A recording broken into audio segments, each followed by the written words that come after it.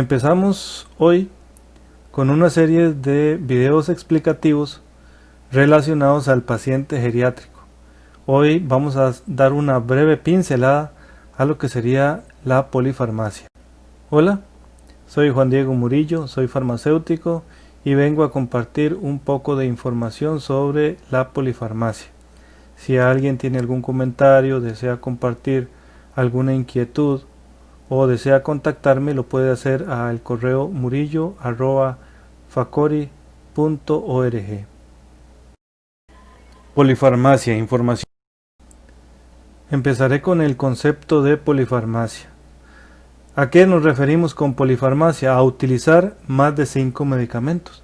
Esa es la definición común que se tiene para polifarmacia. Sin embargo, no es una definición estandarizada, por lo que podemos encontrar la definición de polifarmacia contemplando un mayor número de medicamentos. La polifarmacia es importante cuando los medicamentos son inapropiados debido a un beneficio poco claro en el paciente. Entonces aquí debemos recordar que la polifarmacia la podemos dividir en dos: la polifarmacia inapropiada y la polifarmacia apropiada.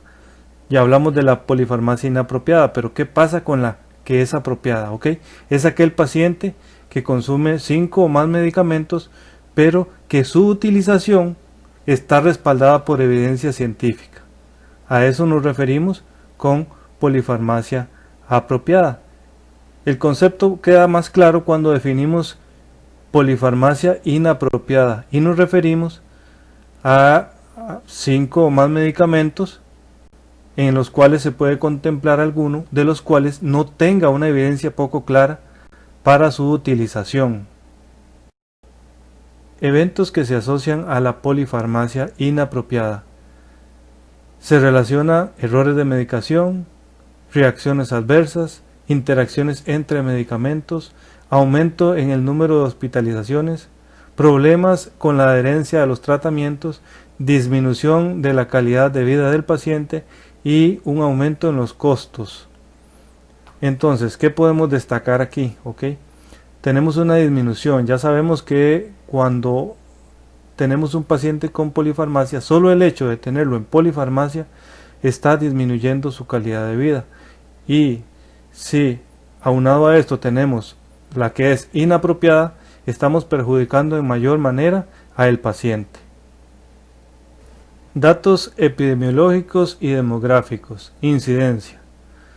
La incidencia aumenta conforme aumenta la edad del paciente y conforme aumentan los padecimientos que éste sufre. Prevalencia. El dato de la Sociedad Norteamericana nos dice que 1 de cada 5 norteamericanos reciben medicamentos potencialmente inapropiados.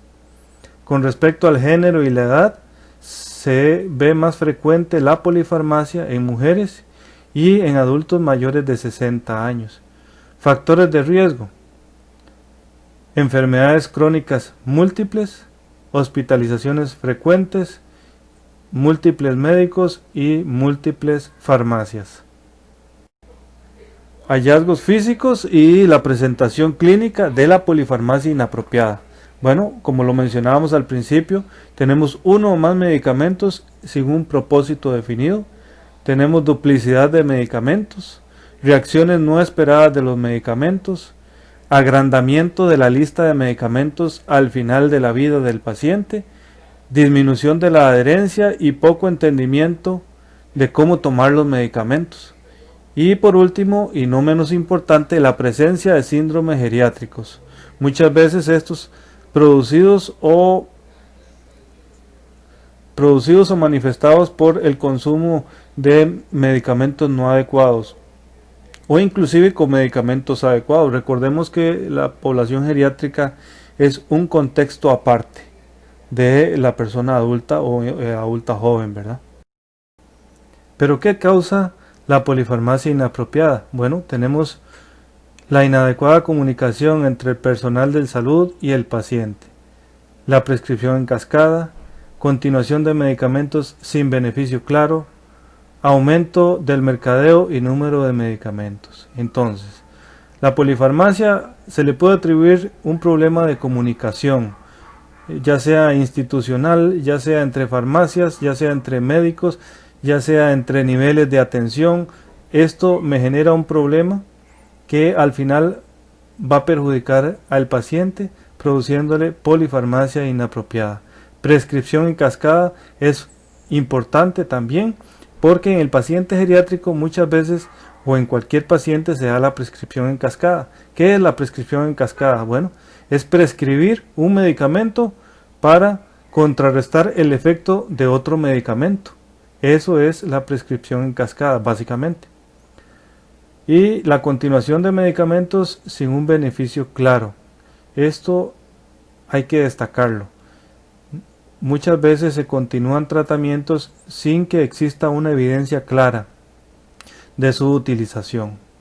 Y para nada secreto, como último punto, que el mercadeo hoy en día es feroz, es atroz y muchas veces falta la ética. Entonces ahí tenemos que discernir bien y utilizar todos los criterios posibles para definir los medicamentos más apropiados para el paciente en conjunto con el paciente y los demás profesionales en salud involucrados. Diagnosis. Vamos a presentar un poco lo que es la diagnosis diferencial. ¿Cómo reconocemos a un paciente con polifarmacia? Bueno, generalmente va a ser un paciente que no se toma los medicamentos o que toma medicamentos de forma excesiva o por el contrario toma dosis más bajas de la que le indica el médico. Entonces por ahí podríamos estar notando un paciente que tiene polifarmacia inadecuada. Revisión de medicamentos. ¿Cómo empezar? Esta es una gran pregunta. Entonces, la revisión de medicamentos por el farmacéutico mediante una polifarmacia inapropiada, hay muchos modelos. Sin embargo, lo más conveniente es iniciar con la historia de medicación, qué es lo que toma el paciente y si hay una indicación real para estos medicamentos. O sea, si el paciente sufre de diabetes solamente, no debería por qué tener por ejemplo, un irbesartán. Entonces ahí hay que revisar que cada medicamento tenga una indicación que esté sustentada por evidencia científica clara de su beneficio. Aquí la importancia es que el medicamento beneficie al paciente en su consumo. Y existen diferentes modelos. Uno muy conocido es el brown bag, o que el paciente traiga todos sus medicamentos en una bolsita para hacer la evaluación, ¿verdad? Si el paciente consume los medicamentos a tiempo, si tiene mucho sobrante, que es muy frecuente encontrar pacientes con gran cantidad de medicamento acumulado, ¿verdad? Revisar medicamentos inapropiados. Entonces aquí hay un evento estadístico que nos dice que al menos 1 o 2 medicamentos podrían ser inapropiados cuando al paciente se le prescriben más de 5 medicamentos. Y esto es importante analizarlo porque en nuestro contexto muchas veces o es muy frecuente encontrar pacientes con 5 medicamentos o más, ¿verdad? Entonces es muy frecuente encontrar este tipo de pacientes. Criterios recomendados. Tenemos criterios explícitos y criterios implícitos. Criterios explícitos, bueno, tenemos los criterios de BIRD, los criterios Stop Stars, y como criterio implícito tenemos el índice de medicación apropiada, que son muy importantes porque nos dan una guía, ¿verdad? No son herramientas estáticas, no son herramientas definitivas, porque evidentemente cada paciente es un mundo y requiere su atención. Sin embargo, son herramientas muy útiles para orientar al profesional en salud a tomar decisiones con respecto a la medicación no apropiada para el paciente. El índice de medicación apropiada es un cuestionario de varias preguntas en la cual se hace un sondeo de si todos los medicamentos tienen indicación, si el medicamento que está tomando el paciente es adecuado para su condición, si la dosis es apropiada a su condición, si el paciente sabe cómo tomar los medicamentos, se evalúan interacciones entre los medicamentos, si hay duplicidad de medicamentos, por ejemplo, indicar dos antihistamínicos de primera generación sin ningún sentido, ¿verdad? Duración del tratamiento apropiado. ¿Es el medicamento el menos costoso de las alternativas equivalentes existentes? Estas son básicamente las preguntas de este criterio implícito para analizar qué tan buenos son los medicamentos para el paciente en las condiciones que él maneja. ¿Qué hacer en caso de identificar un problema relacionado a medicamentos? Bueno, tenemos básicamente dos escenarios, un problema agudo o un problema crónico. Entonces, en caso de un problema agudo, lo primordial es referir al médico. Ante una situación crónica, siempre se debe establecer el potencial de riesgo para cada medicamento, especialmente en pacientes con múltiples comorbilidades o limitada expectativa de vida. Entonces, generalmente, ¿qué se recomienda? Ok, este es un trabajo integral. Lo que es la revisión de medicamentos no puede ser llevada exclusivamente por el farmacéutico y referir cambios, por lo menos en nuestro contexto nacional.